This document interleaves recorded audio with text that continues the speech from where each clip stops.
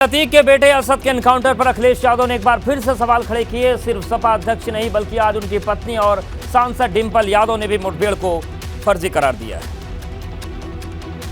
असद के साथ शूटर गुलाम के एनकाउंटर पर लगातार सवाल उठ रहे हैं। अंबेडकर जयंती के मौके पर आयोजित कार्यक्रम में मध्य प्रदेश पहुंचे अखिलेश यादव ने यूपी सरकार को आड़े हाथों लिया और समाजवादी पार्टी के मुखिया ने झांसी में हुए एनकाउंटर को झूठा बताया। एक बोले सबसे ज्यादा फेक इनकाउंटर के नोटिस यूपी सरकार को क्यों है, सबसे ज्यादा जो कस्टोडियल डेथ यूपी में क्यों है। अखिलेश यादव के बाद उनकी पत्नी डिंपल यादव ने भी इस एनकाउंटर पर सवाल खड़ा किया। मैनपुरी से सपा सांसद डिंपल यादव ने यूपी में लगातार फेक इनकाउंटर होने की बात कही। लगातार उत्तर प्रदेश में फेक इनकाउंटर्स होते जा रहे हैं। भारत एक लोकतांत्रिक देश है, एक प्रजातांत्रिक देश है और यहाँ पे कुछ रूल्स एंड रेगुलेशंस है जिसके तहत देश चलता है और इन सभी रूल्स एंड रेगुलेशंस की उत्तर प्रदेश में धज्जियां उड़ाई जा रही है। तो मुरादाबाद से सपा सांसद एसटी हसन ने एक कदम आगे बढ़ते हुए सरकार से जुडिशियल इंक्वायरी की मांग कर दी।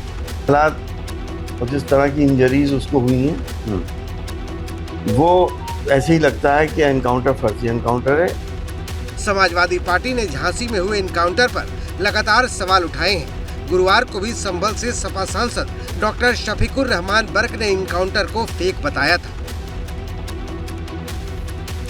असद के एनकाउंटर के बाद सत्तापक्ष और विपक्ष में जुबानी तलवारें खिंच गई हैं। कोई एनकाउंटर पर सवाल उठा रहा है तो कोई सवालों को कटघरे में खड़ा कर रहा है।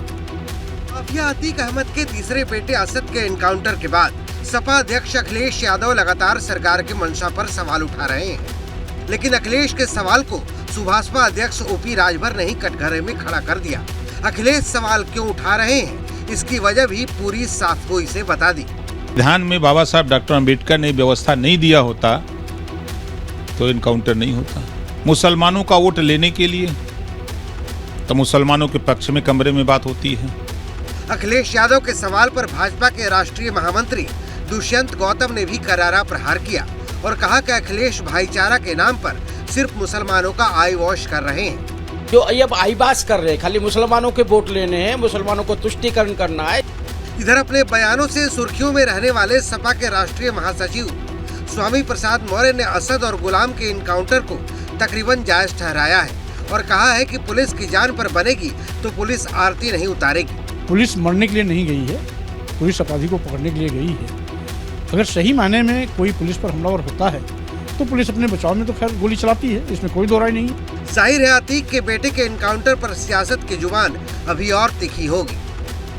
गुरुवार को अतीक के बेटे असद और गुलाम के एनकाउंटर पर कई सियासी दल लगातार सवाल उठा रहे हैं। एक बार फिर से एनकाउंटर की आड़ में ओवैसी ने योगी सरकार को कटघरे में खड़ा कर दिया है। माफिया अतीक के बेटे असद और शूटर गुलाम का एनकाउंटर झांसी में गुरुवार दोपहर करीब 12:30 बजे से 1 बजे के बीच हुआ।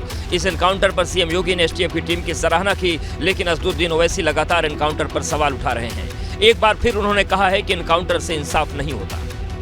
जो सो कॉल्ड एनकाउंटर है वो नहीं होना चाहिए। कानून है, संविधान है, आप उसकी सजा दिलाइए ना उनको। कौन रोक रहा है आपको? आप सजा दिलवाइए। ओवैसी भले ही एनकाउंटर को काउंटर करें, लेकिन मुठभेड़ में असद के साथ मारे गए गुलाम की मां ने उसकी डेड बॉडी लेने से इनकार कर दिया है और एसटीएफ की इस पूरी कार्रवाई को जायज ठहराया है। जो पुलिस ने एनकाउंटर किया है, आपको लगता है कि ठीक किया है? ठीक किया है। अगर ऐसे 1-2 कर देगा ना तो सब डर जाएंगे। एनकाउंटर पर ओवैसी के सवाल पर योगी सरकार में मंत्री धर्मपाल सिंह ने उन्हें शूटर गुलाम की मां से सीख लेने की नसीहत दी है। फेक न्यूज देकर जनता को आकर्षित करने का काम करते हैं। जाहिर सियासत के बोल सहूलियत के हिसाब से होते हैं, लेकिन गुलाम की मां का बयान ओवैसी जैसों को बड़ा संदेश है।